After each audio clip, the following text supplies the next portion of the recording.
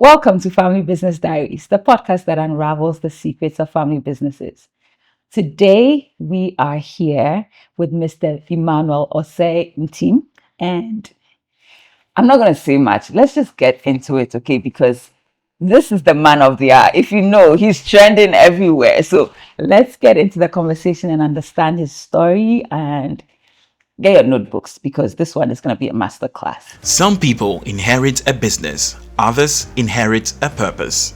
For Emmanuel Osei Ntim, business has been a part of his story from the very beginning. Born into a family enterprise with a 35-year legacy, he grew up witnessing firsthand the values, sacrifices, and vision required to build something that lasts across generations. A graduate of Bryant University in Rhode Island, with a degree in accounting and supply chain management, Emmanuel returned with a clear mission to contribute to the next chapter of the family legacy. For the past 11 years, he has led FON Packaging, transforming it into Ghana's leading corrugated cardboard box manufacturer and a trusted partner to some of the nation's largest brands. Under his stewardship, the company has expanded beyond Ghana's borders, supporting businesses across West Africa. But for Emmanuel, success is about more than market leadership. It is about preserving a legacy while building for the future, demonstrating that African family businesses can thrive across generations, compete globally, and create a lasting impact. This is the story of leadership, success, and purpose. This is the story of Emmanuel Osei Ntim. So, Emmanuel, welcome to Family Business Diaries. Finally, huh? Can you imagine?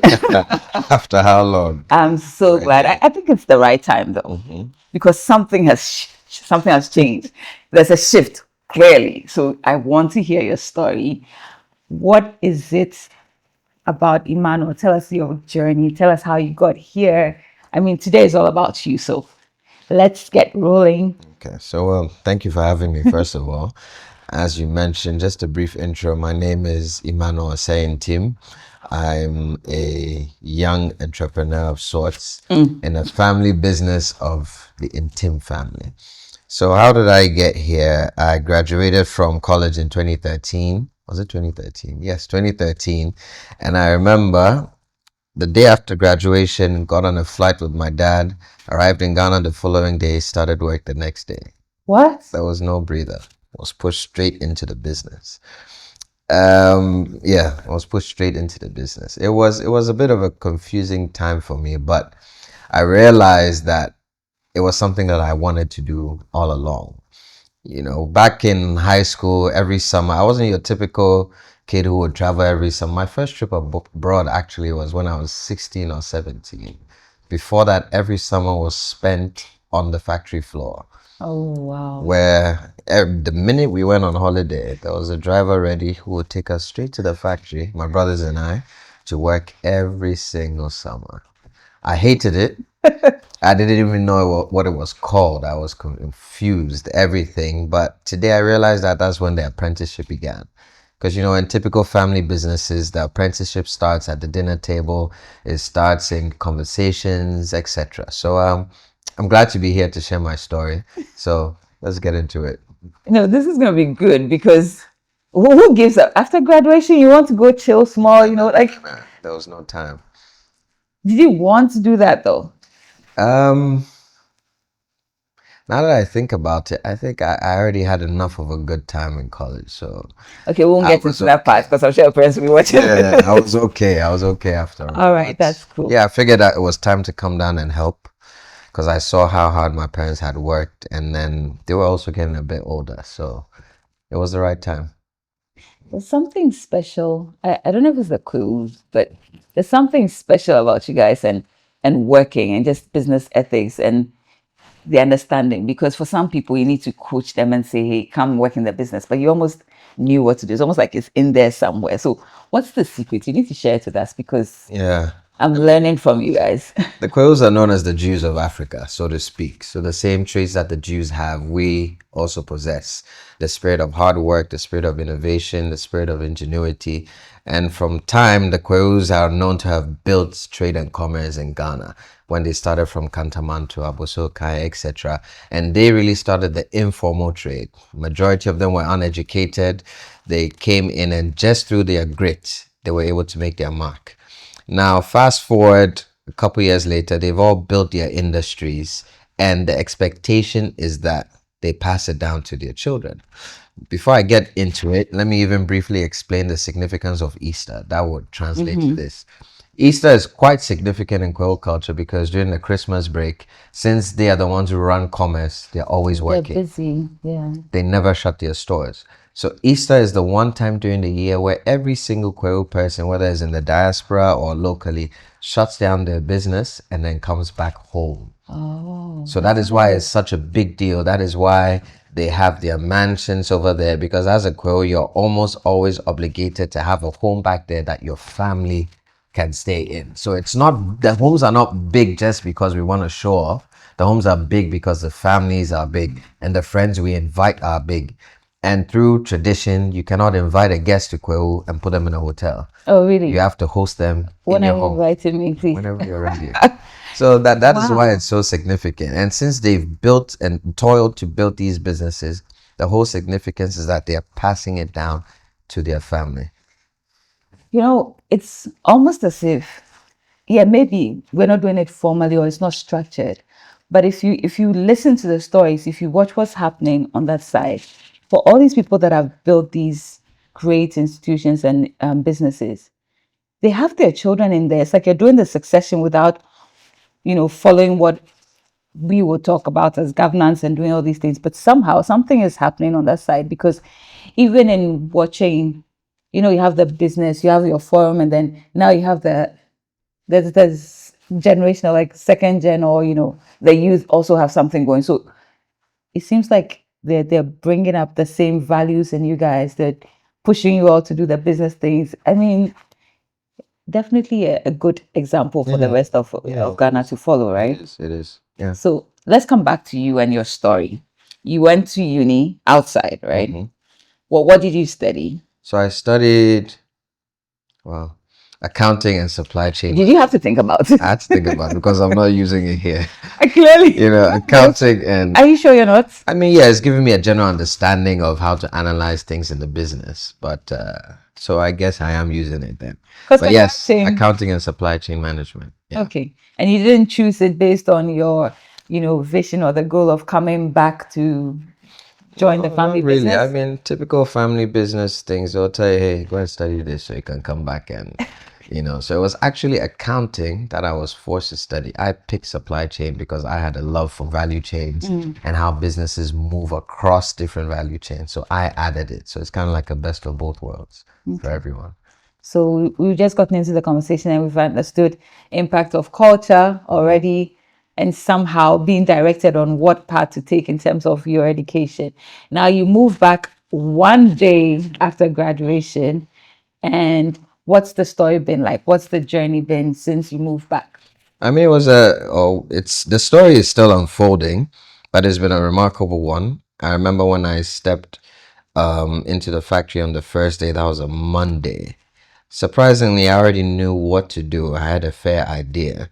But you still get those stares from the staff that, hey, the typical Ghanaian mentality, boss, banabo, how, they're trying to size you up. They're trying to rate you. Some will test you just to see what you would tolerate. But lucky for me, I knew a good number of them already. And I think because I was really dedicated to the work I was doing, it was easy enough for me to learn and pick up quickly. So I took over some of our businesses because my brothers hadn't joined yet. This was our tissue business, our paper converting business for tissue, photocopy paper, and exercise books for about 2 years before our packaging business started. So our packaging business started in 2014, but before then we were working on the construction phase. And I took a decision to go to Taiwan for 3 months to live there. I actually had to live there because that's where our machines came from. So I could be with the suppliers, study the industry so that I could hit the ground running since it was a new business. So it was a very good decision on the part of my parents and the suppliers to help get me that opportunity, because fast forward is really paid off for me to understand really what I'm doing or what I need to do. Wow. So in terms of this packaging side, it's almost like, is it an idea in terms of innovation? Is it something you decided it should be done? No, it was an organic thing for us because our company has a huge requirement for packaging. We were importing from South Africa for about 7 years, and this was locking up a lot of funds. And interestingly enough, the owner advised us. He said, "Hey, why don't you guys invest in your own packaging factory?" And I remember when my father started, it took him a year to even get the visa to Taiwan because they thought he was a fraudster. They were like, no black What are you gonna African do there? has ever approached us to buy our machines ever, or no black African owns a packaging factory in Africa. So who do you think you are? So once they realized and saw that he was serious, they finally gave him the visa. He came and he said, listen, because we know you, we've now seen that you're serious, we're going to back you. So they gave us everything we needed to hit the ground running. And within 6 months of our commissioning, we were literally producing for some of the biggest multinationals ever because we already had what we need to execute. So I think there's a lot of the grace of God factor in my journey as well, and in terms of our family business for us to get to this point, because what we're doing is not normal.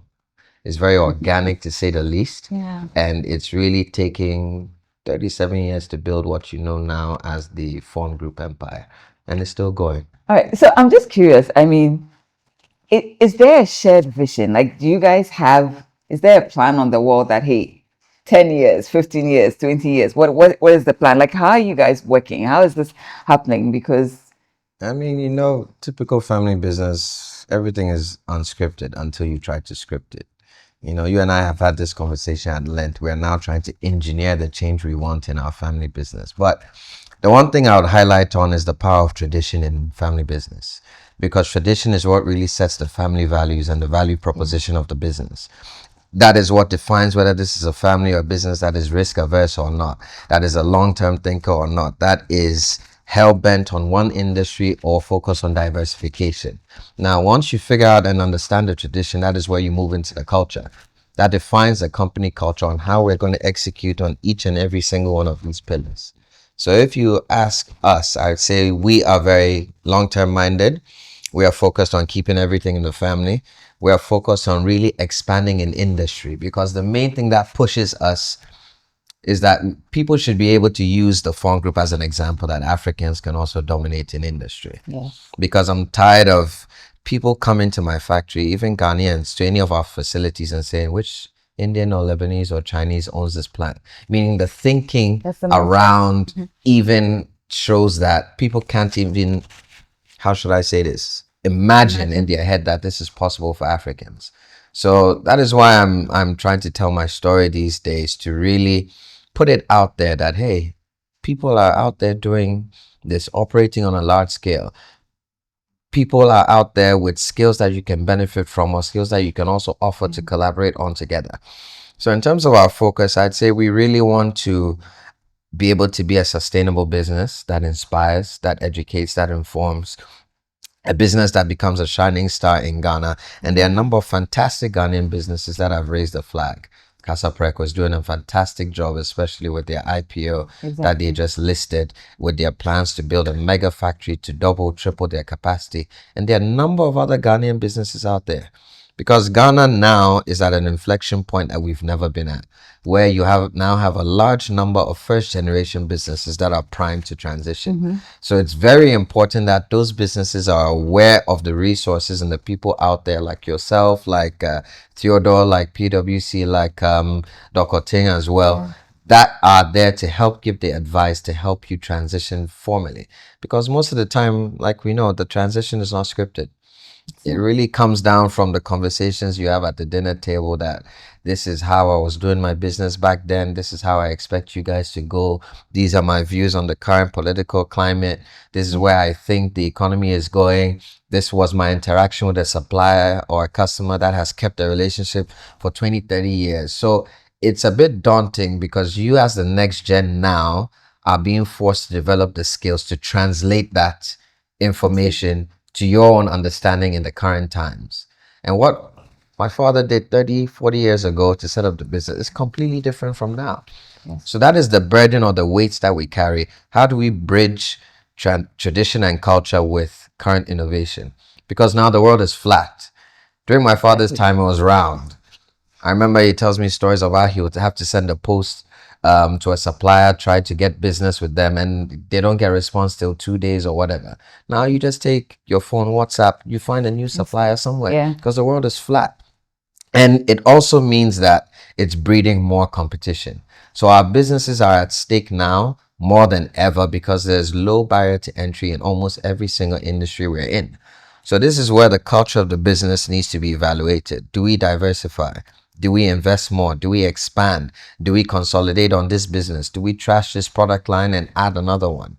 So I don't think the cycle ever ends. Every day is another battle in family business. And it actually can be the most frustrating thing you ever do, but it can also be the most rewarding. Yeah. Exactly. Yeah. The realities of a next gen in Ghana, especially, right? And or on this continent this is it, just trying to balance these two.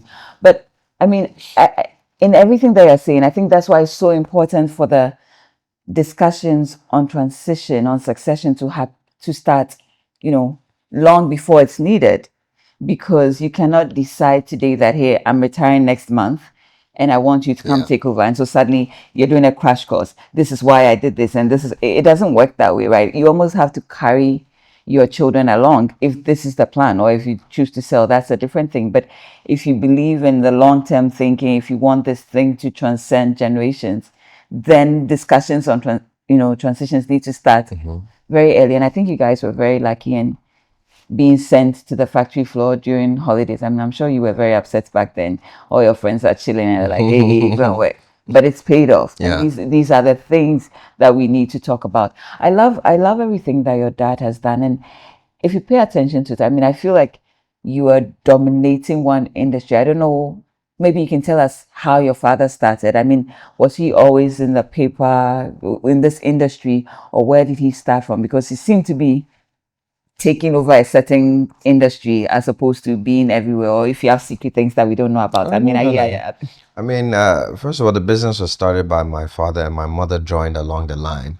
So they kind of formed a partnership where my father handles the production side of things and my mother handles the financial side of things. Beautiful. So before my dad can buy the machine, he needs to make sure my mom is in a good mood to make the payment for him. So they have a quite an interesting dynamic. But my dad started out just as your normal Ghanaian entrepreneur, tinkering around with different products, cooking oil, electricals, different things. Then paper came along. Then he decided that, okay, paper has a future. So he realized that, fast forward, just like how today's world, the world has now become flat. That same form of, how should I say, flattening was coming up, where he realized that soon everyone would have access to the same suppliers. So he decided to integrate backwards. We started with a printing press where we do security printing. We've been lucky enough to be one of the presses that have done almost every election since Rollins. We do school stationery, exercise books for schools, where we supply both the private sector, the schools, and then the government as well. We do photocopy paper, we do tissue paper, and then, like I said, all this demand for packaging is what caused us to set up the packaging factory. But along the line, I think where my father's vision for industry expanded was when he started tissue. Our tissue brand is currently the oldest in the country. We're 29 years old now. We'll be 30 next year. And we really partner a lot with Italy because they have literally the Rolls Royce of technology for tissue paper machines.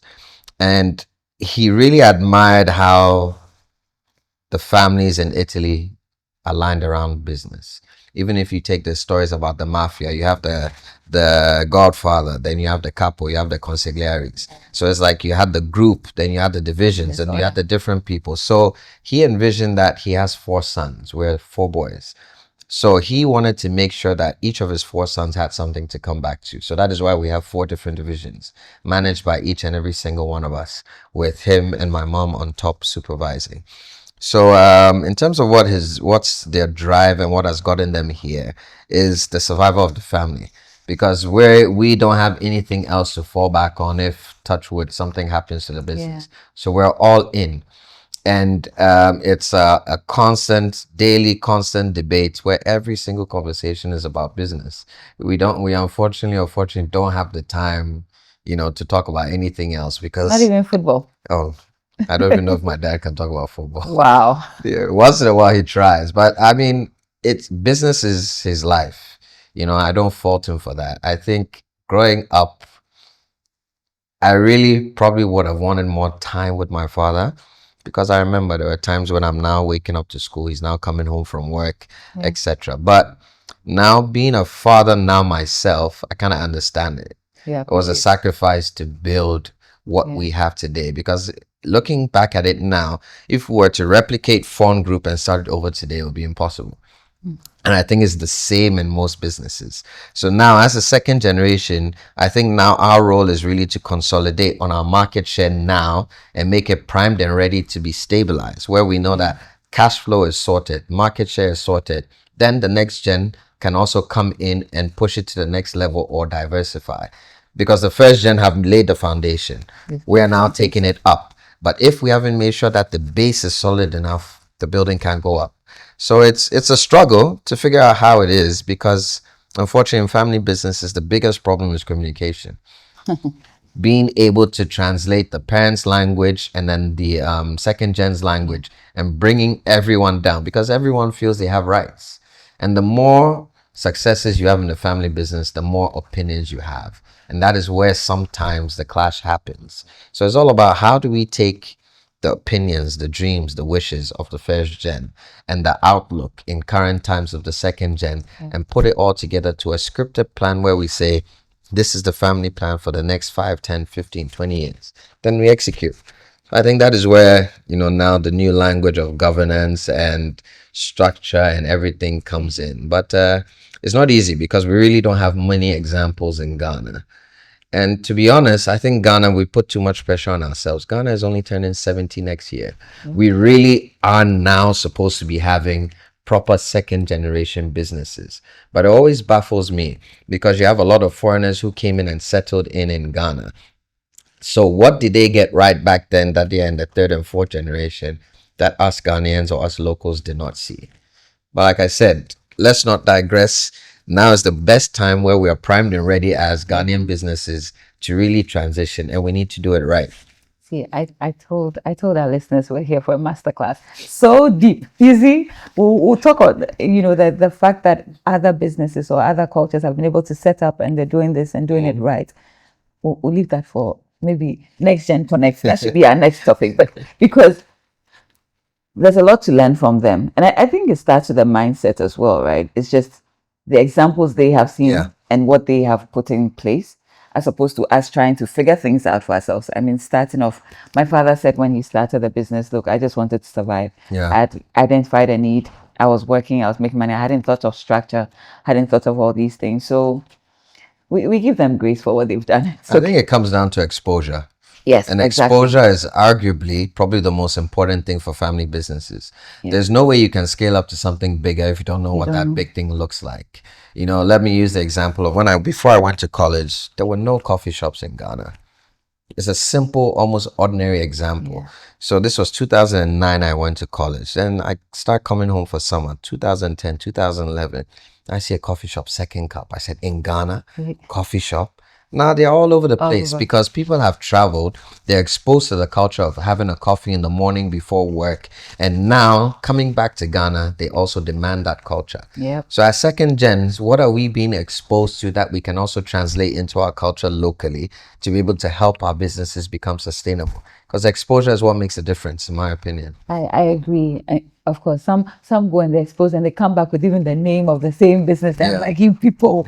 But But the truth is, I think that's what creates one of the tensions in family business, because on the one side, yes, you've created something good, but you sent me out. I've experienced other things, or I've been exposed to other things.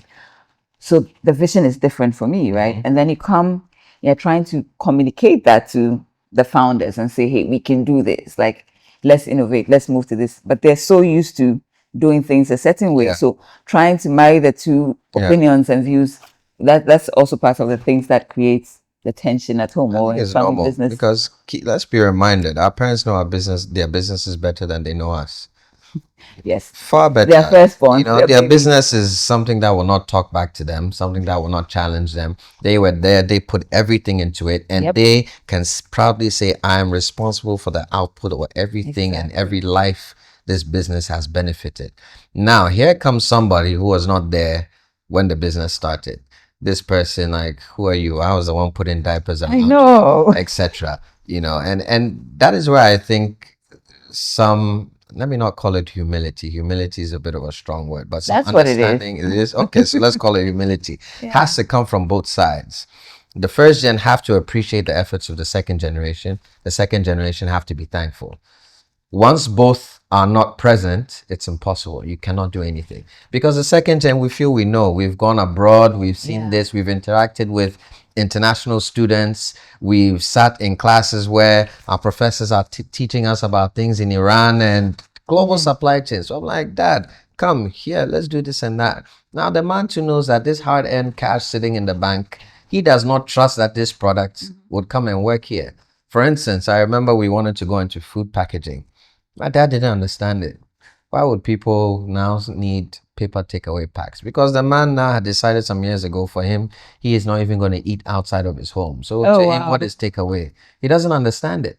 So how do you break the mold? Exactly. How do you break the mold and pitch this idea to someone who does not think or does not even know, it doesn't apply to his time?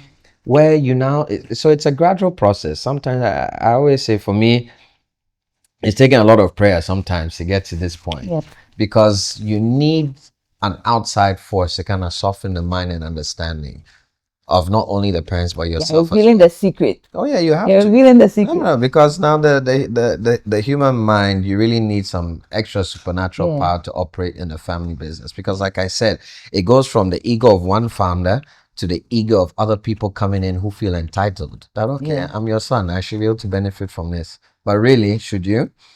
And that's something my coach, Theodore, he talks about it all the time, that, you know, second gen, we come in feeling entitled. Yeah. But the founder owes you nothing. Absolutely it's my business. Nothing. I can decide to leave it to crash to the ground. Nothing, yeah. But there's also that burden. Like, you feel like, no, I need to help my parents. You know, this thing can die. This thing can... But he's like, no, keep yourself in check, because that entitlement is not necessary. Nobody owes you. And also, if you start thinking of it as you're working, you know, in a big four, like you're working in a company, if you're giving an idea to your boss and they're not taking it, you find strategies to make it work. And after a certain point, you take a step back. So maybe the mindset is so important. If we understand that, hey, this is just the CEO of McKinsey or somebody that I'm just pitching to. If he takes it, fine. If he doesn't, and even the approach and the work you put into convincing the person is different. But if you're coming to your father like, this is this, I'm showing you what you know, the approach. So the strategy is key. And I like what you said about getting, you know, just somebody else to talk to the people, because sometimes even for us as next gens, your parents could say something and like, but you go to class or you be talking to a consultant and they say the same thing. I'm like, ooh, that's deep. You take notes, right? And it's the same thing on their side where you're saying, oh, you need to do succession. You need to make sure you have a will. They're like, what's your problem? Like, stuff that they will go somewhere and somebody will say the same things, and then suddenly they come to you and say, oh, wow, I heard this and I think it's so important. Let's do it. So the outside voice, or a trusted one, of course, not just anybody, but just having a third party, I think it's important. And then also, I think also having the sweat equity as well. Because they want to see that this thing you're proposing or talking about is not something you're going to start and leave on them to manage or become a burden to them, because they're getting older. You know, now every time I visit my parents, I try to stop by to see them every morning. with my That's kids nice. to help get them out of bed and all that. And I see, just when my dad hasn't shaved, I see a bit more gray. I see my mom taking a bit longer to get out of bed. It really puts things in perspective that even though they've built the business to this point, they're at the point where they need to start slowing down. And Ghanaian business leaders do not know how to slow down because unfortunately, we're in the part of the world where the first gen or these business leaders identify as their business. Yeah, so you can't take So them you out go of around, it. they say, oh, phone near, Balex near, this and that. So that is their identity. So for them to be able to separate that identity and actually start slowing down to enjoy the fruits of their labor, it's difficult. It's so My difficult. grandmother had a philosophy. She said the day she stops working, she thinks she's going to die quicker. Because what she said sounds a bit strange, but when you break it down, the meaning behind it is that this is the routine that has built her life over the past 40, 50 years. And there's nothing else that she knows. She doesn't know about staying home because the routine was Sunday she goes to church, comes back, works Monday to Friday. Saturday she would maybe visit my aunt and come visit my brothers and I, etc. And then move. But it's all about the routine, and then founders knowing when to start scaling down. Because there's a phenomenon. If you're a founder who sometimes stays too long in your business, you become the problem of your business. Yes, bottleneck. It's a big topic that no one really is talking about. But it's interesting because lately I've been coming across a lot of people in family businesses who are now, and honestly, our problems are the same. Everywhere. Everybody, the problem is not different. Outside Ghana. Everywhere is the same. And it's so amazing to see that a lot of businesses now are getting ready to transition.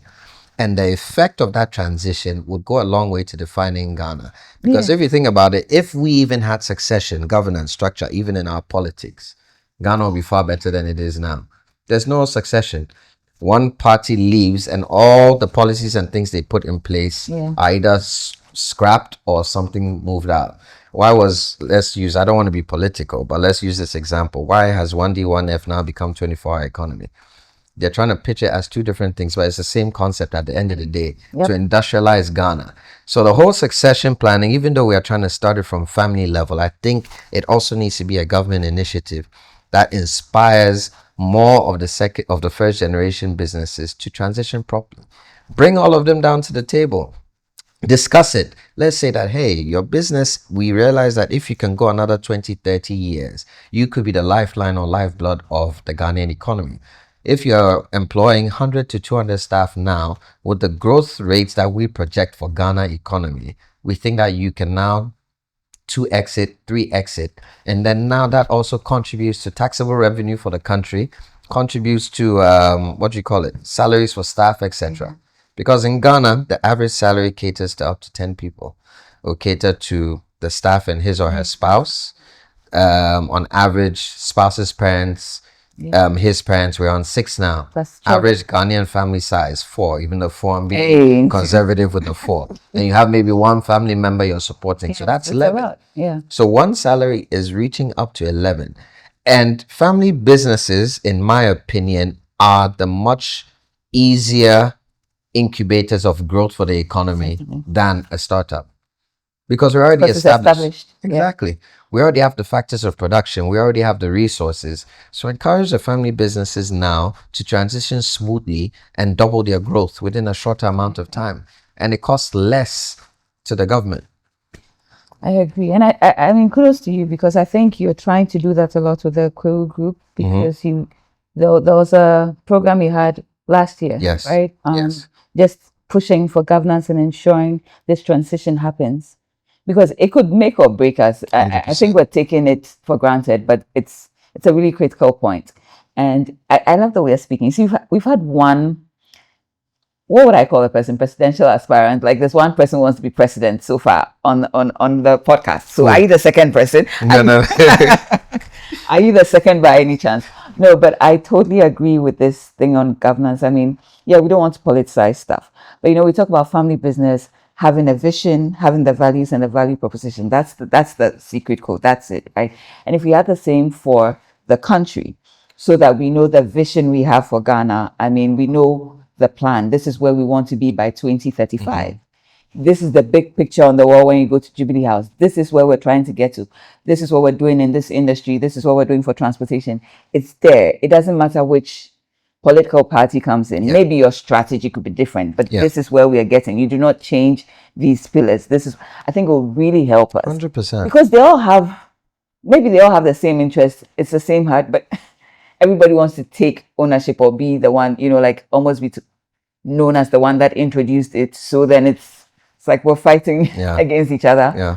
So have that vision. Let's have the values. This is what we do as a nation. This is what we do not do, and move with it. So maybe when you get up there, you can make it happen for us, sir.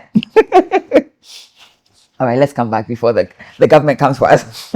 Now, in terms of, you mentioned that your father had created or set up the business in such a way that each son was handling. I was going to talk about the dynamics of working as family, because as the FON group, I think you're doing very well. The business is booming. Should we talk about your problems and challenges?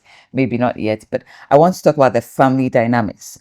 You are the firstborn, but you're dealing with 3 guys. So ego, everybody. So is that why it's set up so that everybody's handling a part of the business? What's the dynamics working together? I have 3 very smart, solid brothers as well, who are all in the business. Like I said, they have brought in some fantastic ideas into the business as to where we can expand to. Like I said, the transition for us has not really been scripted, so it's tough to really know what you're expected to do. So you kind of just wing it or push and hope that, okay, yes, this is great, let's go. Or you bring in your ideas and do it now, ask for forgiveness later, sort of. So in terms of our structure, I would say it was intentional from the start, because my father really, he said to himself, God forbid that any child of mine lives outside of Ghana. Because I did this work, or him and my mom did this work for all of us. So why should I be here working when you are? My dad is really just a simple, basic man. It's all about work, discipline, being honest, and integrity. So he said, me setting up 4 different divisions is the way for me to get them to come back or have something to do when they come back. And he really just threw us into the deep end. It's like sink or swim.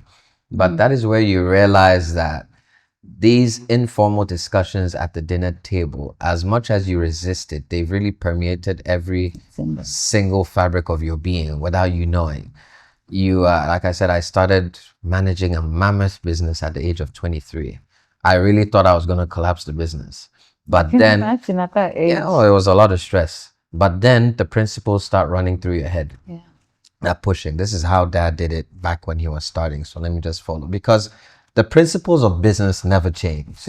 The values of integrity, quality, customer service, etc. The only thing that changes is the approach or the method. And I think the mistake I started with when I came in, my father was really the only example of business that I knew of. Back then, we didn't have these resources, Family Business Diaries, the PISWA podcast, all of that, to really see how other people do it. So I really tried to mimic his every move. Until recent, I only literally started using my own method just a few years ago. Really? Yeah. Where I realized that, listen, this man's method will not work for me. Especially right now. Let me just switch it around and I've seen the results, and I think it's interesting, because I realized that sometimes we also don't realize that the mothers are also a significant force in the family business. So I even realized that she was the secret weapon. I hope they don't see this. They will see it. I use my mom sometimes to get, some things to my dad. And I always tell my brothers, listen, go through mom, talk to her, because she's the one who will sit back and relax. Because the mothers also take a brunt of the pressure in the business. Yes. Because they're like the referee sitting in the middle. The father is coming to her complaining, talk to your sons, this and that. Make sure they get this done. The sons are also coming, talk to your husband. We need to do this, that, and that. So it's extremely stressful. And they are the catalysts in the family business that most people don't regard. But I think I'll use this platform to give them their flowers. That it's very, very important that the mothers who are also involved in the business, or the wives who are also involved in the business, know their role and also assume that significance to make sure we get there. But the dynamics are different. You have people who may be coming or inheriting a business from a single parent. You have others who may unfortunately have lost both parents and have just been thrown into it, and they're all coming in. But how do we just put all these principles in place and say, hey, this is how we're doing it, let's maximize it? And I think that's where Next Gen Connect comes in, and it's a fantastic platform. Thank you. Fantastic platform that would invariably change the game in some few years to come. Yeah. Prophet Emmanuel, thank you. No, I want to go back. I mean, you've raised some really good points, because I keep saying that even though it's a family business, the first thing you have is the family. Yeah. You know, we could be fighting about bottom line and all that, but you need your family. And so the mothers play that role, because it's like you're trying to get this person to see things from this other person's perspective. Like, just bringing peace and unity is so important. I mean, for some people, maybe it's somebody else in the family that does it. But I think even with me, my mother is that force where it's like, calm this person down. Even when you know the person is wrong, just calm them down and find a way to have this discussions, in a peaceful manner, just to ensure that you don't divide the family as you're trying to make the business work, right? But I want to go back to something you said. You said you were following your father's way of doing business for a while before you came into your own, right? I mean, it's possible that that's actually a great thing, because what you find for some next gens is, as soon as they come in, they rush to do things their way, Yeah. right? Yeah. You're not trying to understand the business. You're not trying to appreciate where the founder's methods, right? And so you come in and you know that, hey, I learned this in business school and this is how we should do it. And sometimes that can lead to disaster somehow. I mean, it comes back to what I said earlier about tradition and culture. Yeah. If you don't understand the balance between tradition and culture, that's your main starting point. You can't do it. You will always be at loggerheads with the founder, because the tradition is what defines what it took to build the business and what the value proposition of the business is. Exactly. That now brings in the culture of what you are expected to do and how you're expected to run it. Because you can have the founder's picture on the wall, but if you're not following, it's like how you go into any government office, you have Muhammad's picture there. But are some of them following His way of doing this? exactly. So it's the same thing in the family business. Yeah. If you're not following the culture that built the business, there are fantastic businesses that have come up. Let's even use the Dangote group as well, and what Aliko Dangote has even done today. It's fantastic. Beautiful. He came from an entrepreneurial family of traders, and he decided that, okay, I want to trade as well. The same culture of hard work, ingenuity is what he applied, and then he integrated backwards to set up the flour mills, the cement plants, now the oil refinery. Yep. All he's doing is literally things that tie into what his family was already trading in, just on a much larger scale, with the principle of stewardship at hand, where he realizes that what he is doing is important to benefit people. Yeah. So he is expanding on a larger scale. Why? Because he has the capacity.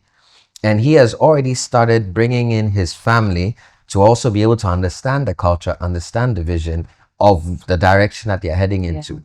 So we can come in with all our fancy ideas and all that. But like I said, Ghana is Ghana. Sometimes people think Ghana is an easy place to make money or to do business. It's not. It really takes the grace of God to make it here in Ghana. But once you make it, you can be fantastically wealthy in this country and live a wonderful life compared to the lives that we live in Europe or US or wherever. Absolutely. So that's what I think. Love it. But going back to Dangote, I mean, one of the things he's done also is setting up the family office, right? So Yeah. it still comes back to governance. It comes back to Yeah. putting the structure. And I think that's one thing I want us to discuss, right? Because we're all still going through it, trying to set up. I remember having discussions with my dad about succession. So when are you doing your will? And he gives a side eye each time, right? But, and then he said our approach is wrong. I mean, eventually he said that on the podcast, that he doesn't like the way next gens talk about succession, because we talk about finality, we talk about death. So when you go, what's going to happen? Yeah. He says we should change the language. So when you retire, when you're traveling around, how is the business going to continue? What do we have? So please, that's one thing. The founders say we should change our language. That's interesting. Also, it's almost like we know what to do. I mean, you talk about the fact that things are unscripted, but everybody is kind of moving and you know how things are. I think one of the challenges for family businesses in Ghana is documenting and making sure that, they're signed documents, that this is how we follow. Like, how do we change that? And maybe it's not for you, but let's just discuss governance in general and how you think we can solve this problem, because it doesn't matter what's being done. I mean, when the founder is away, the drama is different. And I've seen it happen with a couple of businesses, and it's just painful to watch, right? Because you can see the potential. You know that this business is doing so well, but if we do not document things, if we do not get the lawyers in there, if we don't do certain things, it's just gonna crash. It's interesting because I had this chat with my mom a couple of weeks ago, and even before the lawyers and the board and stuff get in, it really boils down to the simple core of communication. How do we communicate? If at the dinner table it's just business talk that we're having, we need to tweak it a bit and say, okay, guys, this is where we are now as a business. In 10 years now, this is where I think things are going. No, Dad, we think you're wrong. The world is flat now. Look at the impact of the US-Iran war on global supply chains, when now our raw materials are delayed by that. This definitely will not be the last crisis, because there was COVID, there's this, now they're saying hantavirus, all that. So how about we look to diversifying our business to something, for instance, I'll use myself as manufacturing, something we can even produce locally without depending on global supply chains. These are the kind of conversations we need to be having. Okay, so if this is what you want to do, this is what I expect from you. You need to make sure that production output is at this level, Okay, Dad, if this is what you want, this is what I also need to be able to do that. I need this quality of staff to be in here. I want to be paid this level of salary for my effort. Salary. I need to. That's a dicey topic. Oh my goodness. Because the parents look at it as cheap labor. That you already benefited. So what do you need? You have a family. Your mommy will cook for you when you come home. So what's the point? Like, those kind of things. But like I said, it really comes down to the core communication, even before the law. Because when the parents are a bit scared when you bring in the lawyers, then now it looks like a hostile takeover of something that they have built, and they will fight you tooth and nail before you take anything, even though it's not a hostile takeover. So like your dad said, I think the conversation is interesting. He said that I think the approach needs to be tweaked a bit, where we also need to get the first gen's viewpoint, because let's not forget, the business is what they know. They know it better than any of us. My father's business is 37 going on 40 years old. I'm 35. You came after. Exactly. In terms of the business growth stage, he had gone past the startup phase way before I was born, and it was the building and development phase. Now 4 boys have now gone through that same business, gone to the best of schools, gone to this, come home back to this and all that. And it's changing.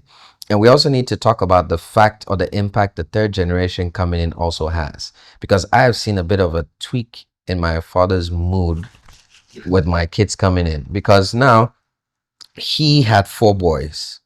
I always joke that my mom tried to have a girl 4 times and had 4 boys. It didn't work. But now my brother, I have 2 daughters. My brother after me, or my second brother, also has a daughter. So it's a different dynamic. Yeah. There are girls coming in now. So And I stuff see that sometimes my father doesn't know what to do with himself, with all the emotions and, all that. But then it brings a critical thought that if we're going to be a generational business, are our businesses now designed well enough to be able to involve women at the table? So these are the kind of communication points that we need to now bring on that. Listen, now it seems as though majority of the next gen after us now are female. Is our factory designed to accommodate women, not only on the factory floor, but at the managerial phase, in the administrative phase, to be able to make key and concrete decisions that can drive the business forward? So before the lawyers and all come in, we need to really just start breaking the ice. But Emmanuel, I mean, I get you, and I hear everything, but sometimes you need a referee somehow, right? Because what I've learned from family businesses is the emotions are real, right? Yeah. They're so raw. Well, who's the best referee? I just went to. It's just, I don't know. So you go and call your uncle or someone somewhere. Your dad sometimes also knows how to corner the person. Exactly. Because, like I said, he or she is the founder. You were not there when I was building the business. Who are you to come and tell me what to do? So maybe I think the strategy is, how we get together as next gens a lot and we're exchanging stories, we're learning from each other. I mean, there's something I planned and then I never did it, but it was to have a founders legacy circle where we're learning. I had picked some books and we're supposed to get it to some key founders. So read. It's just showing you what has been done elsewhere. And I think that's a strategy that one consultant used on my dad, which really worked, because he gave him case studies, so Lego, different case studies. And we talked about exposure, right? So if they see what's happened elsewhere, it just gets them thinking about their businesses. Not necessarily talking about continuing, but it's just seeing, oh wow, I've built this empire. It's almost like this one. This thing went wrong because they didn't do this. What do I do to avoid that? Like those conversations are so important. So now my strategy is to gift books. Very strategic about the choice of books as well, but giving it to founders just so hopefully they read it and see, what's happening out there and maybe try and apply it somehow. But we need to find a way to get to the hearts of the founders. It's tough. Once you figure it out, let me know. I'm leaving it to you. All right. No, but just listening to your story, is there anything you would change? Accounting, supply chain, is there anything you would have changed in the journey?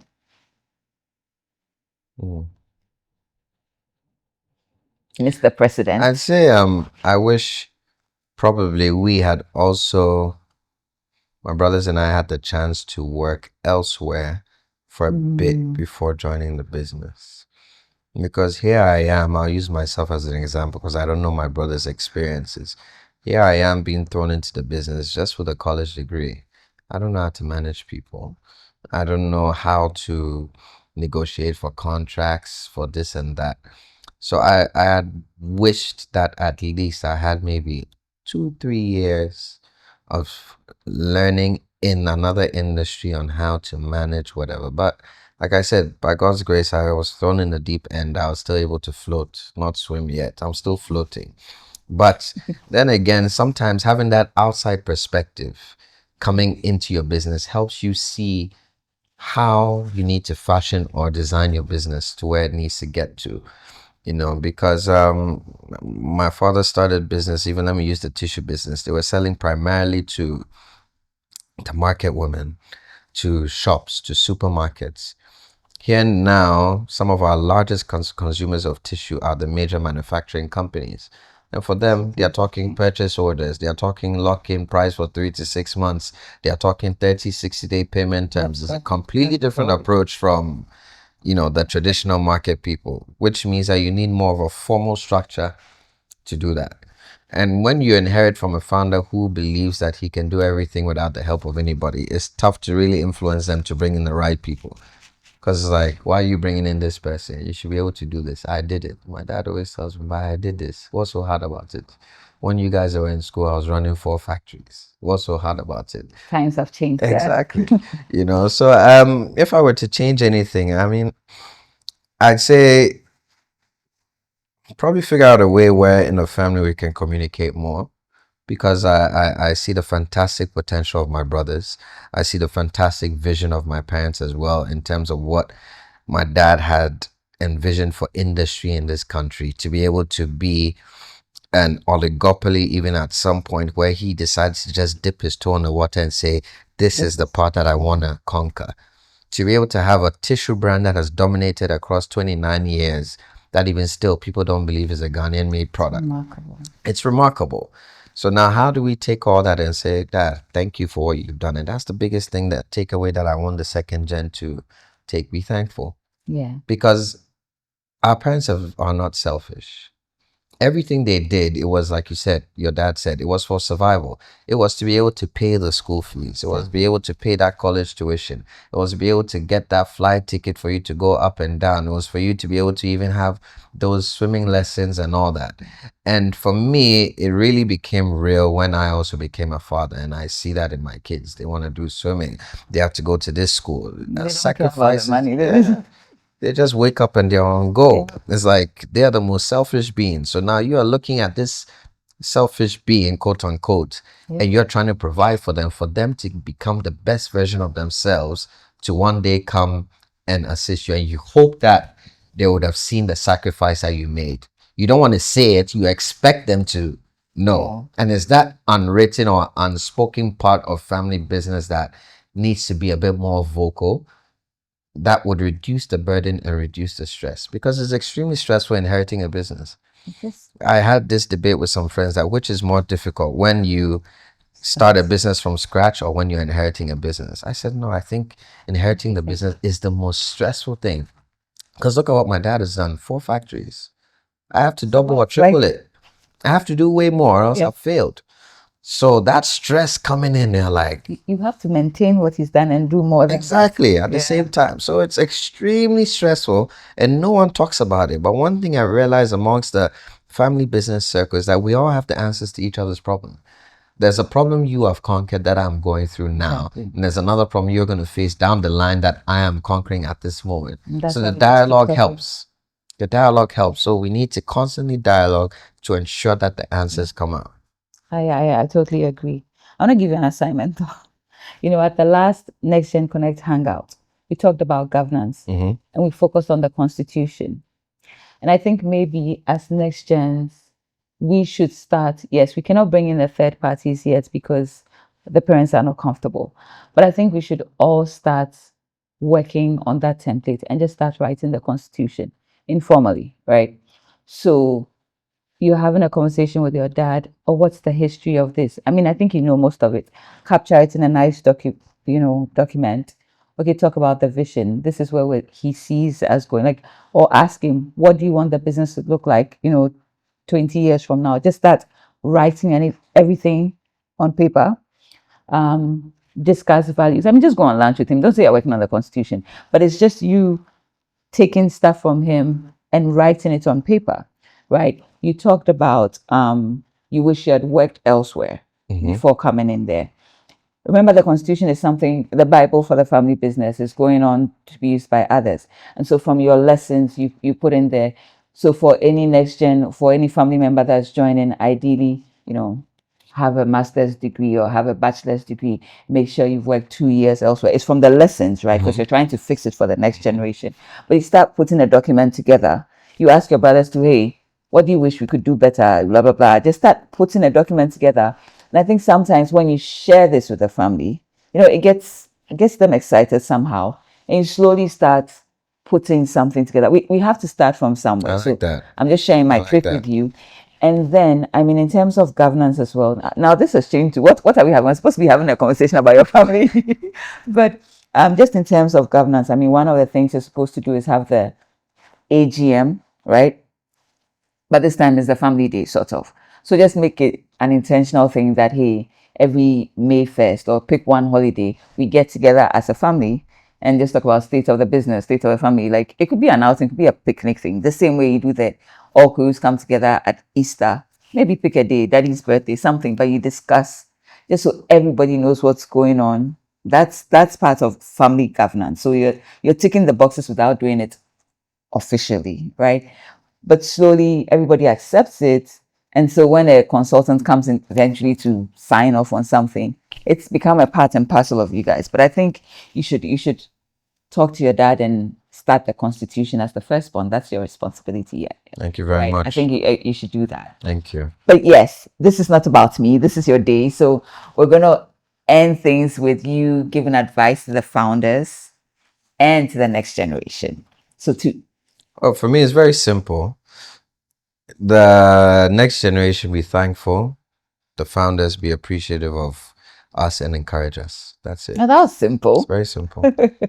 Oh, Emmanuel, thank you so much. I mean, Pleasure. this has been a wonderful conversation. I can feel the passion. It's frustrating, like you said, and yet it's rewarding. So we'll keep pushing, but your business is doing well. You're doing amazing things. You have 4 more businesses to add to this one. So all the best with that. But Thank you I think very you'll much. get better. And Yeah. and maybe we'll see you on the, I won't go there. Mr. President, one day loading. So right now I have two presidential aspirants. Who was the first one? It was in Chakra. Okay. Nanaya. Okay. So please, you guys, maybe you can come together actually and make it work. All right. But thank you so much for Thank you joining very us much. on this episode. It's a of pleasure Family to finally be here. Yes. To our audience, I promised you a masterclass, and did you deliver or what? I mean, Emmanuel is so deep and he's active. Next Gen Connect, he's always pouring out. So you're blessed to have this episode. At least you've learned a thing or two from him. Thank you for joining us on this episode of Family Business Diaries. We release new episodes monthly. Catch us on all podcast streaming platforms at Family Business Diaries. And on social media, we're at Family Business Hub GH. So check us out and do follow us on YouTube as well. Please subscribe. Thank you. And we'll see you on the next episode. Bye.